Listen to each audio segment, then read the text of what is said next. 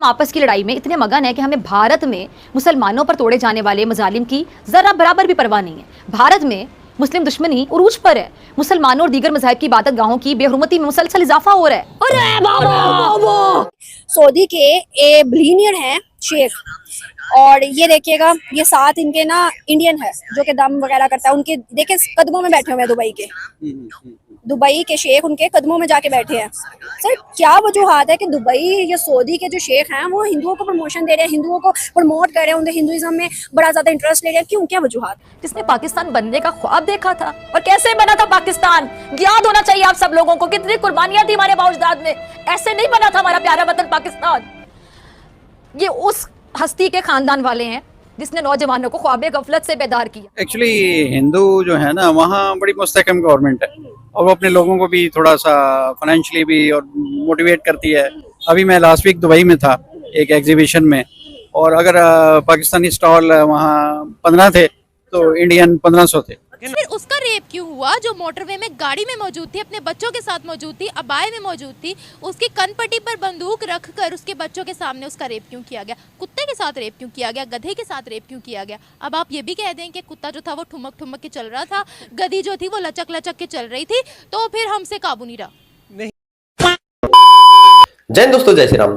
पाकिस्तान की एकमात्र नंबर 1, उसके बाद कोई नहीं है भाई, फिजा खान, जो हरदम चिल्लाते कि भारत के अंदर मुसलमानों पर जुल्म ढाए जा रहे हैं। तो भाई अब तो दुबई के भी मुसलमान आ गए हैं। भारत के अंदर एक बिलियनियर कहेंगे जो कि हमारे यहाँ पर जो हिंदुत्व सनातन है वहां पर आकर उनका मुरीद हो जाता है भाई। और जब फिजा खान को ये पता लगता है तो भाई आंसू रुक नहीं रहे। तो आप लोग क्या रहे, वीडियो शुरू करते हैं। सऊदी के ए बिलियनियर हैं शेख, और ये देखिएगा ये साथ इनके ना इंडियन है जो कि दम वगैरह करता है, उनके देखे कदमों में बैठे हुए हैं दुबई के शेख उनके कदमों में जाके बैठे हैं। सर क्या वजूहात है कि दुबई या सऊदी के जो शेख हैं वो हिंदुओं को प्रमोशन दे रहे हैं, हिंदुओं को प्रमोट कर रहे हैं, उन्हें हिंदुइज्म में बड़ा ज्यादा इंटरेस्ट ले रहे हैं? क्यों, क्या वजूहात? एक्चुअली हिंदू जो है ना वहाँ बड़ी मुस्तहकम गवर्नमेंट है और वो अपने लोगों को भी थोड़ा सा फाइनेंशियली भी और मोटिवेट करती है। अभी मैं लास्ट वीक दुबई में था एक एग्जीबिशन में, और अगर पाकिस्तानी स्टॉल वहाँ 15 थे तो इंडियन 1500 थे। A lot of difference I have seen. और इंडिया बहुत छाया हुआ है, उनकी एक्सपोर्ट बहुत ज़्यादा है। आपको पता है वहाँ पे क्या निज़ाम चल रहा है? वीज़े बंद है पाकिस्तानियों के। क्यों? क्योंकि सऊदीया में 20,000 अफगानी पकड़े गए हैं, ठीक है, और उनके पास पाकिस्तानी पासपोर्ट है, ठीक है, और वो वहाँ पे भीख मांग रहे हैं। अच्छा। हाँ जी। चाइना के बारे में तो इतना नहीं पढ़ा, मगर इंडिया के बारे में पढ़ा कि उनका कि एक सैटेलाइट गया था, आर्यभट्टा फर्स्ट सैटेलाइट था। सही बात है। ये लोग कैसे फ्रंट फुट पर आ सकते हैं? ठीक है, इनके पास इख्तियार आती नहीं है। दूसरी बात है कि ये मोदी शुदी जो प्लान कर रहा है ना, ये आग होता हमेशा वो अपने मुफाद के लिए करता है। कभी भी दूसरे मुल्कों के या मुस्लिम ममालिक के लिए, इवन के पाकिस्तान के लिए तो वो बिल्कुल नहीं बोलता, और ना कोई ऐसा काम वो कर सकता है जो पाकिस्तान के हक में हो। सर वो क्यों करेगा? वो तो आपने हमने खुद करना ना अपने हक के लिए। तो इन लोगों को जाते हुए कुछ शर्म आनी चाहिए ना, या इन लोगों को जाने से पहले कुछ समझना चाहिए कि हम वहाँ जा रहे हैं, हम लोग गूंगे बैठे हैं, हमारा वहाँ कोई काम नहीं है, हमारी कोई सुनवाई नहीं है, हमें कोई नहीं वहाँ सुनेगा। या अगर ये लोग बोलते भी हैं ना तो इवन के उनके लिए कोई वैल्यू नहीं है। ये इसलिए कि वो इनको कुछ नहीं समझते, क्योंकि ये लोग, हम लोग जो है ना, हमारे जो हुक्मरान है, लोग नहीं हुक्मरान, इन लोगों ने हमारे मुल्क का बेड़ा गर्क कर दिया है। ये बिजनेस हो गया, माशियत हो गई, इवन कि सब कुछ इन्होंने तबाह बर्बाद कर दिया। इन लोगों को इन चीज़ों से कोई दिलचस्पी नहीं है। इवन बस जाएंगे, फॉर्मेलिटी पूरी करेंगे और वापस आ जाएंगे। इससे खिंचवाई सबने, तस्वीर खिंचवाई, तस्वीर मोदी फर्स्ट फ्रंट फुट पे खड़े हैं, पीएम मोदी फर्स्ट पे खड़े हैं, और हमारे जो प्राइम मिनिस्टर है वो लास्ट की लकीर के ऊपर एंड पे खड़े हैं। इधर देखते हैं तो कर्जा, इधर देखते हैं तो कर्जा, उधर देखते हैं कर्जा, पीछे देखते हैं कर्जा। आज हम किसी दोस्त मुल्क में जाते हैं तो वो कहते हैं कि आए हैं मांगने के लिए। टेलीफोन किसी को करते हैं तो वो समझते हैं मांगेंगे हमसे। कायदे आज़म ने इसलिए तो इतनी बड़ी तारीख नहीं चलाई। आपने बिल्कुल ठीक कहा है, जो मोदी साहब है ना वो फ़ायदा ले जाएंगे, इसका जो असल फ़ायदा है ना वो ले जाएंगे। हमारे प्राइम मिनिस्टर जैसे आप बता रहे हैं ना पीछे हैं, तो फ़ायदा भी इतना ही हमारा सबसे पीछे है, हमें कोई फ़ायदा नहीं है जाने का। पहले इनको अपने पाँव पे खड़ा होना चाहिए, फिर किसी ऐसी चीज़ों में या ऐसी चीज़ों में जाके इनको शामिल होना चाहिए जहाँ इनकी कोई सुनवाई हो। यहाँ इनकी कोई सुनवाई नहीं है, इनकी वैल्यू नहीं है दुनिया में। तो ये क्या लेने जा रहा है? पहले अपने पाँव पे खड़े रहे, अपने मुल्क को उठाएं पाँव पे, फिर ये किसी का सामना करें या किसी से जाके बातचीत कर सकते हैं। और मैंने यही कहा, जब मैं आया हूं तो आप समझेंगे शायद ये मांगने आया है। मैं मांगने नहीं आया, लेकिन मजबूरी है हमारा।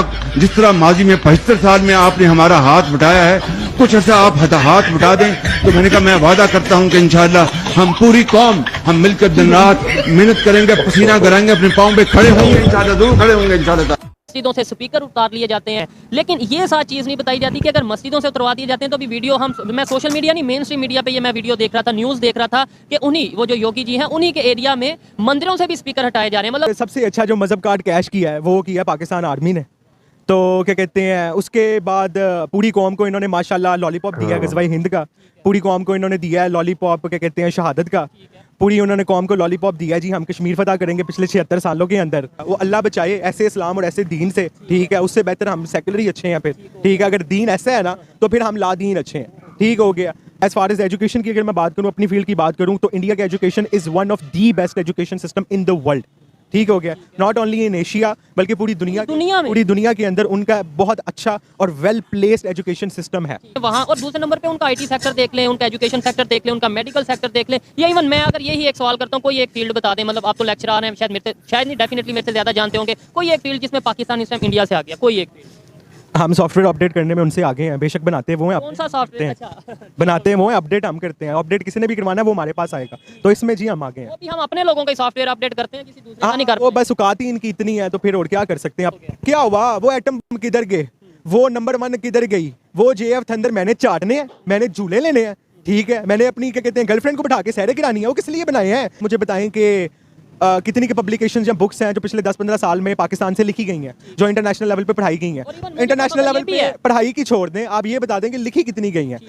इंडियन ऑथर्स उठा के देखें कि पूरी दुनिया के अंदर इस टाइम जो आपके पाकिस्तान के जितने डॉक्टर्स हैं वो कौन सी किताबें पढ़ के डॉक्टर बनते हैं। इंडिया का जो 76 ईयर्स का जो टेन्योर है वो 50 to 60% मार्शल लॉ में नहीं गुजरा, ठीक है। उनकी डेमोक्रेटिक गवर्नमेंट जो है वो इन प्लेस रही है, उनका जो ब्यूरोक्रेटिक फ्रेमवर्क है, ठीक है, वो बहुत अच्छा वेल इन प्लेस है और वो काम भी करता है, ठीक है। वो नीली बत्ती लगा के घूमते नहीं है कि हम CSP हैं, वो फिर काम भी करते हैं।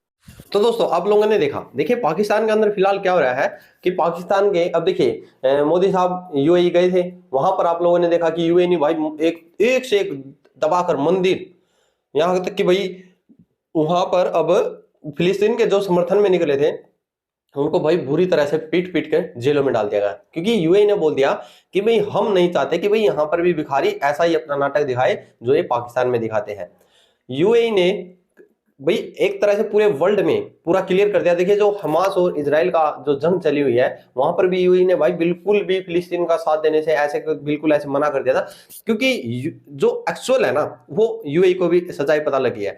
जहां पर देखिए भाई रेत के ढेर उड़ते थे, फूंक मारते ही, हवा आते ही, सब कुछ, यहाँ तक कि भाई खाने में भी रेत खाते थे। आज वहां पर इतने आलीशान वर्ल्ड के सबसे बड़े आज वहां पर गेम हो रही है, सब कुछ, पाकिस्तान से चैंपियन ट्रॉफी भी वही वहां पर पहुंच चुकी है।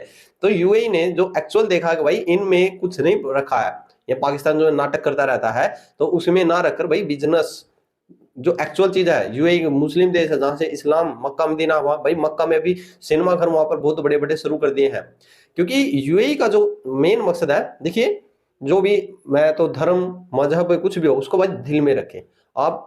जैसे भगवान श्री कृष्ण जी ने बोला है कि कर्म ही पूजा है, आप लोग जो काम करते हैं ना उससे आपकी पहचान है कि भाई आप सारा दिन पूजा करोगे, ये हमारे सनातनियों के लिए भी है। तो हमारे सनातन में तो यही सिखाया जाता है भाई कर्म ही पूजा, आप अच्छे काम करोगे वो ही आप लोगों की पूजा है, ना कि भाई इन जाहिलों की तरह। देखिए अभी जो ये हाशमी था उसका ने बेचारे बस कनेक्टर के साथ क्या कर दिया, इस तरह से तुम्हें भाई जन्नत मिल जाएगी।